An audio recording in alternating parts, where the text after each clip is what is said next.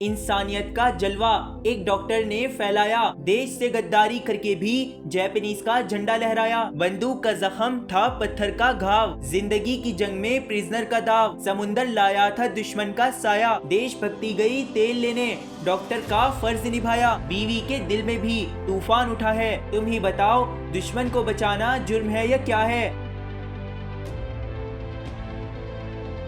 World war 2 का time, जब Japan और अमेरिका एक दूसरे की जान के दुश्मन बने हुए थे। डॉक्टर सदाओ होकी, एक टैलेंटेड जापानीज सर्जन, अपनी वाइफ हाना के साथ बीच के किनारे वाले घर में रहता था। ये घर रॉक्स और पाइन ट्रीज के बीच में है। चारों तरफ समुंदर का शोर। सदाओ का बचपन यही बीता। वो नंगू पुंगू पाँव से ट्रीज पे चढ़ता था। उसके पापा कहते थे, ये आइलैंड नहीं, जापान का फ्यूचर है। ये अंकल जी बिल्कुल भी मजाकिया नहीं थे। इनका ध्यान सिर्फ सदाओ की पढ़ाई पे था। 22 साल की उम्र में उसे अमेरिका भेजा गया सर्जरी और मेडिसिन सीखने। वहाँ से वो 30 साल का होके लौटा, एक फेमस सर्जन और साइंटिस्ट बनके। उसकी डिस्कवरी जख्म को बिल्कुल क्लीन कर देती थी। इसीलिए वॉर के टाइम पे सदाओ को छोड़ के बाकी सारे डॉक्टर्स को जंग में भेज दिया, क्योंकि जनरल अक्सर बीमार रहता था और ऑपरेशन के लिए सदाओ पे डिपेंड भी था। सदाओ की वाइफ हाना अमेरिका में ही मिली थी, पर सदाओ ने प्यार तब किया जब कंफर्म हुआ कि वो प्योर जापानीज है, क्योंकि पापा के स्ट्रिक्ट रूल्स थे। भाई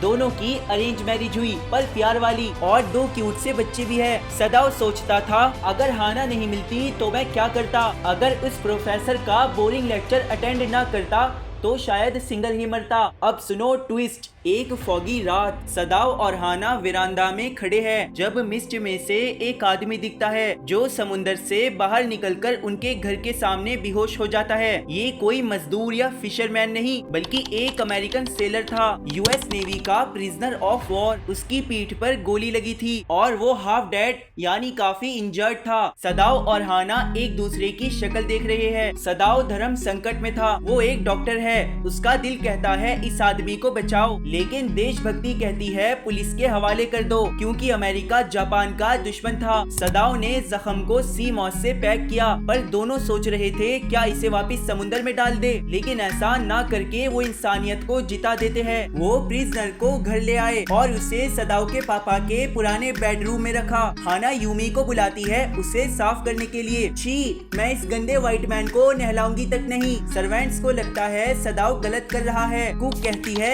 इसका ब्लड विस्तारिया वाइन के लिए बेस्ट फर्टिलाइजर है। यूमी कहती है एनिमी को बचाना ट्रीजन है। गार्डनर कहता है बंदूक ने इसे जख्मी किया, समुंदर ने इसे ठोक दिया, अब हम इसे क्यों बचा रहे हैं। सर्वेंट्स भी लाइक, देश से गद्दारी पड़ेगी भारी। पर हाना बोली ये सिर्फ एक इंसान है, इसे कैसे मरने दे। वैसे हाना भी डरी हुई थी, क्योंकि अगर किसी ने रिपोर्ट किया तो जेल हो सकती है। सर्वेंट्स का ड्रामा उनके डिसीजन को और मुश्किल बना देता है। सदाओ डिसाइड करता है कि ऑपरेशन करना ही पड़ेगा, वरना प्रिजनर मर जाएगा। हाना जो कभी ऑपरेशन रूम में नहीं गई, उसे एनेस्थेटिक देना पड़ता है और वो डर के मारे फेंट होने लगती है, मतलब चेहरा पीला पड़ जाना। सदाओ बुलेट निकाल देता है जिससे प्रिजनर जिंदा रहता है। ऑपरेशन के दौरान सदाओ सोचता है मैं इस दुश्मन को क्यों बचा रहा हूँ, पर उसका पैशन नहीं रुकता। हाना बेचारी गार्डन में रैचिंग कर रही थी। सदाओ को अपने अमेरिकन प्रोफेसर के वर्ड्स याद आते हैं, बॉडी का नॉलेज नहीं तो सर्जरी मर्डर है। प्रिजनर जिसका नाम टॉम है धीरे धीरे ठीक होने लगता है।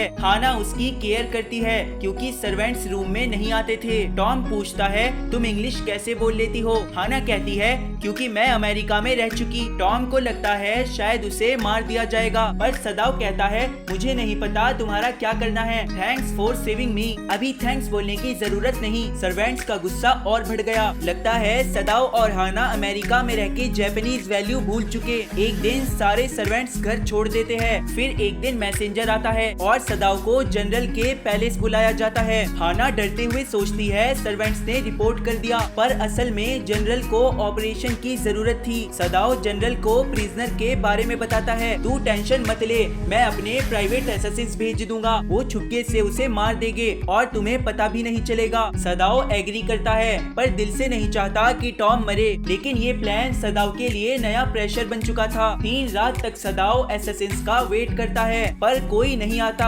आखिर सदाओ अपने दिल की सुन के डिसाइड करता है कि मैं टॉम को बचाऊंगा। एक रात वो चुपके से एक बोट रेडी करता है, उसमें खाना, पानी और क्विल्स रख देता है। टॉम से कहता है इस बोट से छोटे आइलैंड तक जाओ, वहाँ कोरियन फिशिंग बोट का इंतजार करो, पहुँच के फ्लैश लाइट से सिग्नल दे देना, पर ध्यान से सही वक्त पे देना और कैंप फायर मत जलाना। मछली को कच्चा ही खा लेना वरना पकड़े जाओगे। टॉम इमोशनल होके कहता है।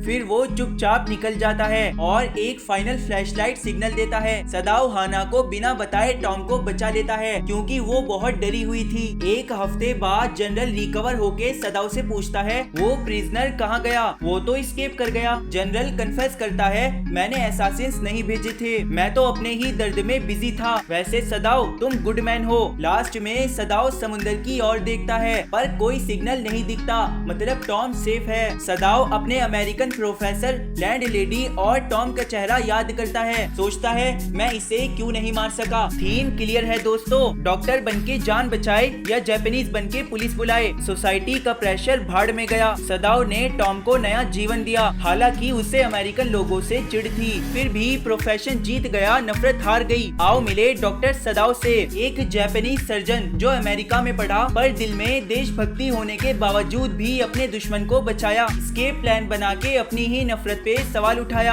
आओ मिले सदाओ की वाइफ हाना से, ये भी अमेरिका में पढ़ी, टॉम को दुश्मन मानती पर उसकी सेवा भी करती, ये खुद काफी कंफ्यूज थी। आओ मिलो टॉम से, अमेरिकन सेलर, घायल और डरा हुआ पर हिम्मत वाला, सदाओ के भरोसे बोट के थ्रू भाग जाता है। बाकी ये तुम्हारे रीड करने के लिए है। ये लो चैप्टर की समरी या फिर जिसे तुम नोट्स भी कह सकते हो। कैसा भी क्वेश्चन होगा आंसर इसी में छुपा होगा। मिलता हूँ किसी और वीडियो में। Like, share and subscribe.